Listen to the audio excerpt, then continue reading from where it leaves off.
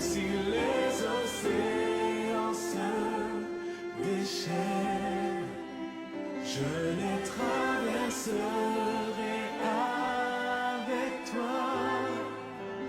Père, tu domines les tempêtes. Mais j'aimerais te dire ce matin, c'est seulement une tempête. Dis à quelqu'un, c'est seulement une tempête. Et ce que j'aime des tempêtes, c'est qu'elles finissent par passer. Aucune tempête ne reste éternellement. Toute tempête est prédestinée à passer. La tempête que tu traverses passera. La tempête est temporaire, mais Dieu est éternel.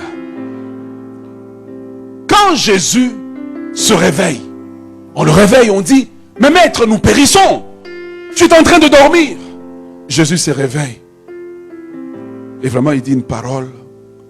Si j'étais Pierre, peut-être que je l'aurais jeté par-dessus bord. Il dit, Jean de peu. Achevez la phrase, Jean de peu. Quel était le but de la tempête? Tester leur foi, fortifier leur foi. Donc, dans une tempête de transition, le but, c'est de fortifier ta foi. C'est de bâtir ta foi pour la prochaine dimension. Dieu permet dans ta vie une tempête. Est-ce que vous êtes avec moi ce matin? Dieu permet dans ta vie certains types de tempêtes pour résoudre certains problèmes à venir. Parce qu'en débarquant, ils allaient croiser un homme qui est habité d'une légion de démons. Ça prenait un certain niveau de foi. Donc, le but de la tempête, ce n'est pas de les détruire. La tempête de transition est un test. Et dans un test, l'enseignant se tait.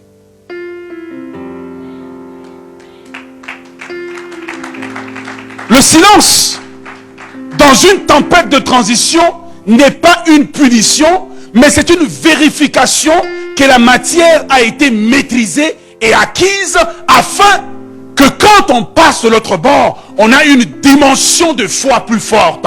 On a une dimension de foi plus élevée. Voilà pourquoi quand David, tous ces hommes cherchent à le lapider, c'est une tempête de transition vers la royauté. David, dans la tempête, a la bonne réaction. Il s'appuie sur Dieu. Tu peux t'appuyer sur Dieu même si Dieu est silencieux dans ta vie. Tu peux t'appuyer sur Dieu même si Dieu est silencieux. Ainsi, dans une tempête de transition, quand vous êtes dans la tempête de transition, la première des choses, c'est de reconnaître les manifestations. Quelles sont les manifestations? Qu'est-ce qui m'a emmené dans cette tempête? Soudainement, je reçois une élévation, mais en même temps, plein de problèmes surgissent. C'est une tempête de transition. Dieu teste ma foi pour la fortifier. Dis à quelqu'un, Dieu teste ta foi. Et ce qui est bien ce matin, c'est que pendant que je suis en train d'enseigner, je sens que quelque part dans ton esprit, des réponses à des problèmes commencent à surgir. Dans une tempête de transition, on ne chasse pas des démons. Il n'y a pas de démons. Dieu est avec toi, il n'y a pas de démons. Dans une tempête de transition, on ne prend pas autorité. C'est le Seigneur lui-même qui règle la chose. Dans une tempête de transition, on reste calme et on se fonde sur la parole de Dieu, que Dieu qui a permis la tempête contrôle la tempête, et avec l'épreuve, il préparera le moyen de m'en sortir. La Bible dit que le soir arrivent les pleurs, mais le matin, c'est l'allégresse.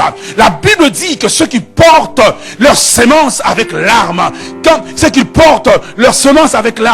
ils moissonnent, ils retournent avec des cris de joie. Je suis venu dire à quelqu'un ce matin qui traverse une tempête de transition, c'est seulement un test, c'est seulement une transition. Tu es en transition vers ta bénédiction. Tu es en transition vers ton élévation. Et quand tu es en transition vers ton élévation, tout ce que tu vis est une zone de turbulence. Et quand l'avion passe par une zone de turbulence, pas besoin de sauter de l'avion. Tout ce que tu dois faire, c'est attacher votre ceinture, dit le pilote. Qatar, c'est une zone de turbulence. Nous serons secoués, mais nous ne coulerons pas. Il n'a pas dit que tu coulerais. Il n'a pas dit que tu sombrerais. Il a dit, allons de l'autre bord. Il n'a pas dit, va de l'autre bord. Il a dit, allons. Parce que quand tu vas de l'autre bord, il est avec toi. Dans son silence, il est avec toi. Au milieu de la tempête, il est avec toi. Au milieu du bruit, il est avec toi. Quand tu le sens, il est avec toi.